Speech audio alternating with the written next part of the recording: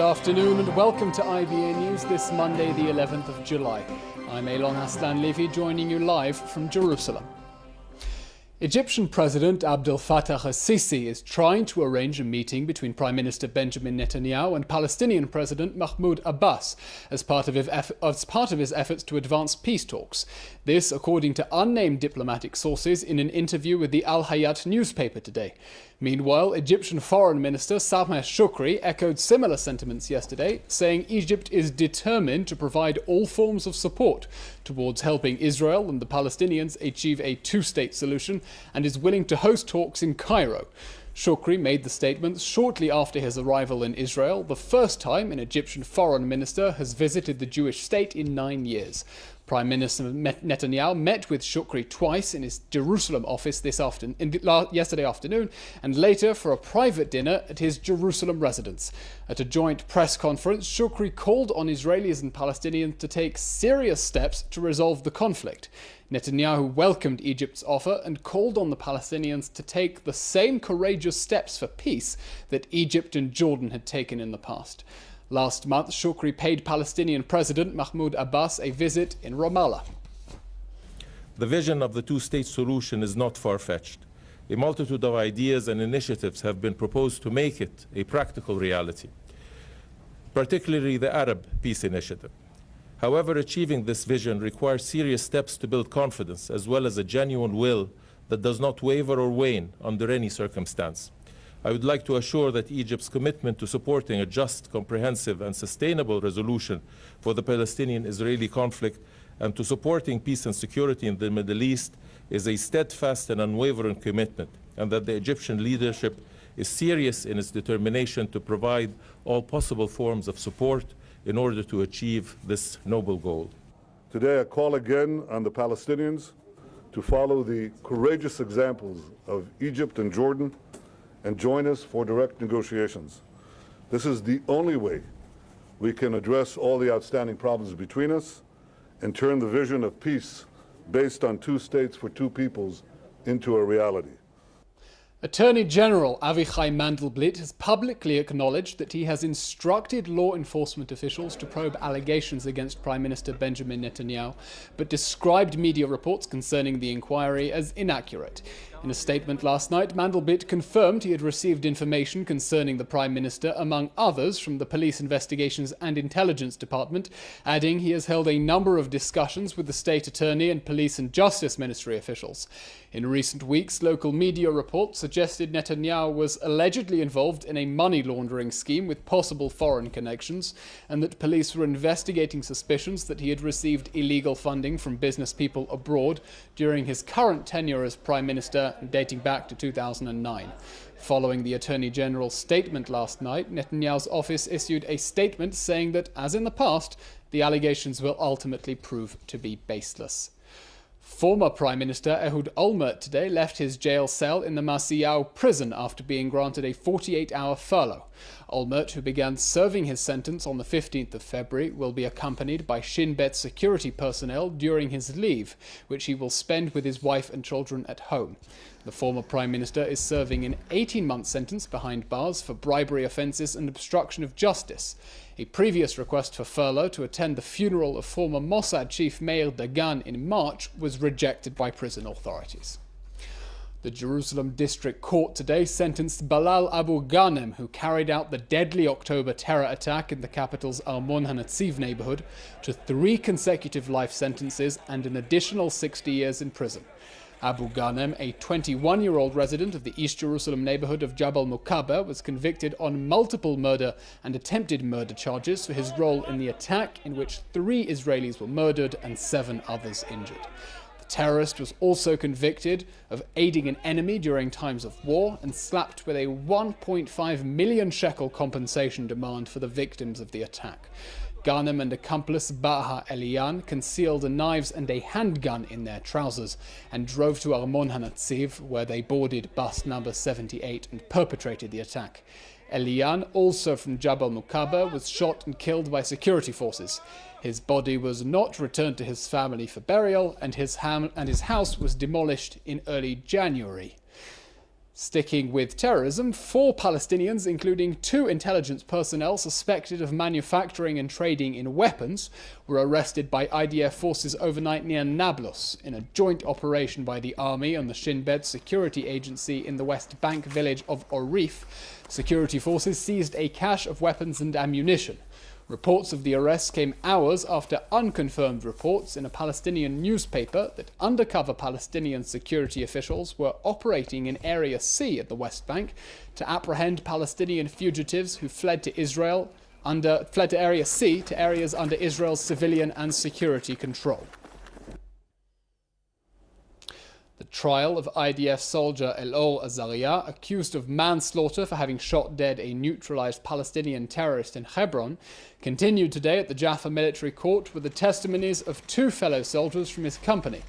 One of the soldiers, who was at the site of the attack, said Azaria told him the terrorist had stabbed his friend and therefore deserved to die.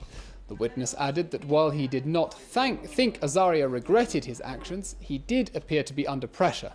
Meanwhile, in a separate development, Azaria's family has reportedly raised over 400,000 shekels from the public in order to finance legal expenses for their son's ongoing trial. The sum was raised in some 12 hours after a fundraising campaign was launched last night. Azaria's parents, along with journalist and former MK Sharon Gal, decided to turn to social networks, where Azaria has been receiving support, to request financial aid. A day after the High Court of Justice rejected their petition to prevent Hamas prisoners from watching the European Football Championships, the family of Oron Shaul this morning headed for the Nafha prison in the Negev to try to prevent Hamas prisoners incarcerated there from receiving visits from relatives. Oron Shaul is one of 2 soldiers killed in Operation Protective Edge, whose remains are still held by Hamas in Gaza. His parents have stepped up their campaign to deprive Hamas prisoners of privileges, claiming that as long as their son is held in Gaza, they should not enjoy such benefits. However, in the court ruling, Justice Ori Shahem determined there was no legal basis to block prisoners from watching a public television channel, adding that the court was under the impression that preventing prisoners from watching the Cup final would not pressure Hamas to return the bodies and captives in any case. The families of 5 American Israeli citizens who were killed or wounded by Palestinian terrorists in Israel have filed a suit against social media giant Facebook for knowingly providing services to the Hamas terror group, which uses the website as a platform to spread its propaganda and incitement to violence. The lawsuit was filed by the Shurat Hadin organization on behalf of the families at a New York federal court and demands $1 billion in compensation. Shurat Hadin is a Tel Aviv-based law center which targets terror organizations and their supporters in legal cases around the world. The group claims Facebook is violating the U.S. Anti-Terror Act, which forbids all American corporations from aiding terror groups or their leaders. Who'd have known? It turns out the Philistines were not the Philistines many thought they were. A new dig in Israel has unearthed a large Iron Age graveyard, provoking archaeologists to take a new look at the biblical bad guys. More in this report from IBA's Aryeh O'Sullivan. It's the season for archaeological digs in the Holy Land, but one revelation is standing out this summer.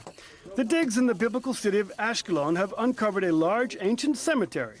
Some 150 skeletons who have been resting in peace for over 3,000 years have given modern scholars reason to rethink just who the Philistines were. The leader of the expedition says the derogatory use of the word Philistine as someone averse to culture and the arts turns out to be a mistake. The Philistines got a bad press for the most part in the Bible because there was a period when they were coming in contact. Israelites coming down from the hills, Philistines trying to go up the hills. And the Philistines lost. The excavations of the cemetery hope to shed light on just who these Philistine people were. The Bible alludes to them as migrants, possibly the sea people, who arrived in the 12th century BCE, the early Iron Age, just about the same time that the Israelites were moving into the Promised Land from Egypt. And the cosmopolitan life here is so much more elegant and worldly wise and connected with other parts of the Eastern Mediterranean. And they were different from the indigenous Canaanites and other highlanders like the Judeans. They were buried with their own grave goods, like jewelry, perfume, bottles, weapons. They have jewelry, they have weapons, they have all kinds of things that are quite, fairly rare. But it shows that, they were burying them with offerings that were quite valuable. And when we excavate the tell, we find that they were living in quarters that are really quite nice.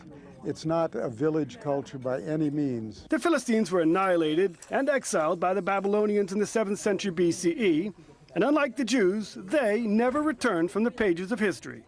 Ari O'Sullivan for IBA News. Joining me now in the studio to discuss the Philistines is biblical scholar Dr. Ra'anan Eichler. Dr. Eichler, welcome. Thank you. Great to be here. The Philistines get a bad rap in the Bible, and today we associate them with a boorish lack of culture. How did they get this reputation? Right. Well, the word Philistine in the English language as referring to someone who's uncultured actually stems from the 17th century in Germany, where people who saw themselves as cultured referred to people who they saw as uncultured as the ultimate other, as the Philistine. And that relates to the fact that Philistines in the Bible are the ultimate other. Not only are they not Israelites, but they're not even related to Israelites. They're not one of the members of the group of tribes that inhabited most of this area. And most remarkably, they were not circumcised. And the characters in the Bible make a big deal out of this. They call the Philistines the uncircumcised ones. And you remember the story, of course, of Saul asking David to bring him the foreskins of the Philistines. So in terms of the connection between the Philistines and culture, this reputation was undeserved. They've been unfairly maligned. Exactly. And in fact, there's a museum in Ashdod here in Israel that's called the Museum of Philistine Culture. Interesting. Almost an oxymoron. Exactly. One of the great mysteries of the ancient world is where the Philistines came from. Right. How did they reach this land in the first place? Well, apparently they came from the Aegean region. This is attested both in the Bible and in the material archaeology and in the inscriptional evidence from Egypt. So the Bible speaks of them as coming from the island of Kaftor, which has traditionally been understood to mean Crete, but almost certainly is somewhere in the Aegean region. When did they arrive? Around the 12th century. 12th century. Okay, well, zipping forward, what became of the Philistines? Where did they disappear? Right. Well, they were destroyed by the same processes that destroyed Israelite society, namely Assyrian and Babylonian imperialism.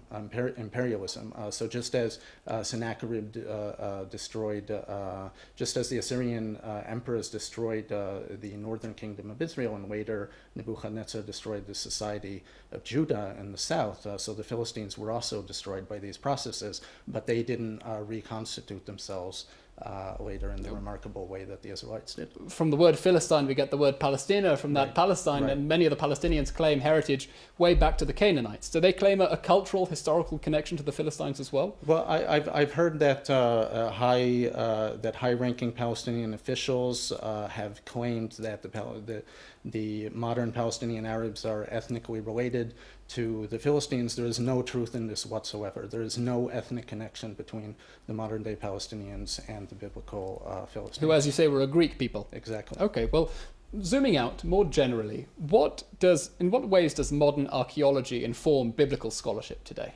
Well, Elon, there are so many exciting finds, and they're finding new things all the time. Just this year, they found a seal belonging to King Hezekiah, the same King Hezekiah mentioned in the Bible, who faced off against Sennacherib of Assyria.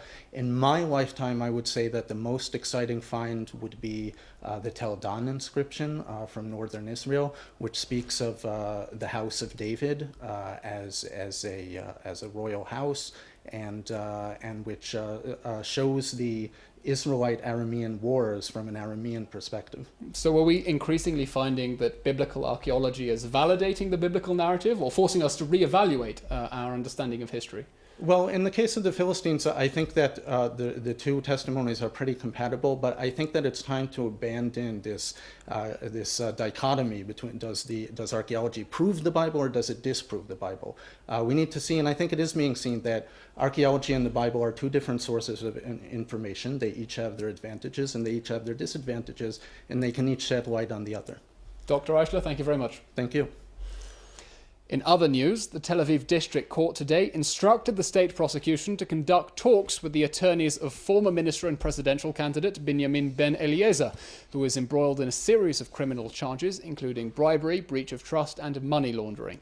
This after the state today presented a medical expert's evaluation which determined that Ben Eliezer will no longer be able to appear in court due to his deteriorating medical condition. The judge demanded that the two sides meet to decide the future of legal proceedings and ruled out the possibility that Ben Eliezer testify via video conferencing. The 80-year-old former politician has in recent years suffered from a series of health problems. Last week, he was hospitalized after suffering a suspected stroke. The cabinet yesterday approved a 6 million shekel aid package for Kiryat Arba. The funds would appear to be the first installment of a reported 50 million shekel plan to strengthen the Jewish presence in Hebron and Kiryat Arba in Judea, a move taken following the murder of 13-year-old Hallel Yafa Ariel in her Kiryat Arba home. According to reports, the funds approved yesterday will be used to renovate local buildings, stairwells and public areas, as well as invested in educational and community programs.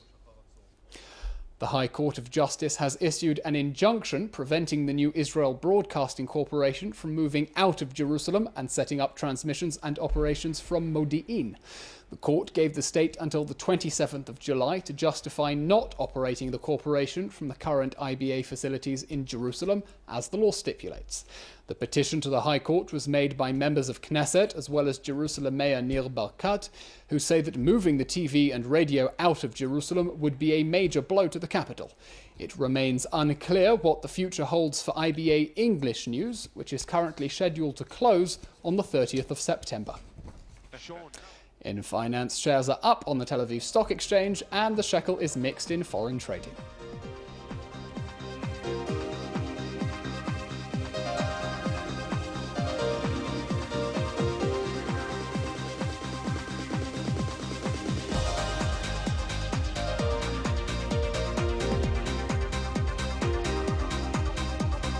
Tomorrow we'll see a small increase in temperatures, which will remain in the low mid-30s Celsius throughout the week.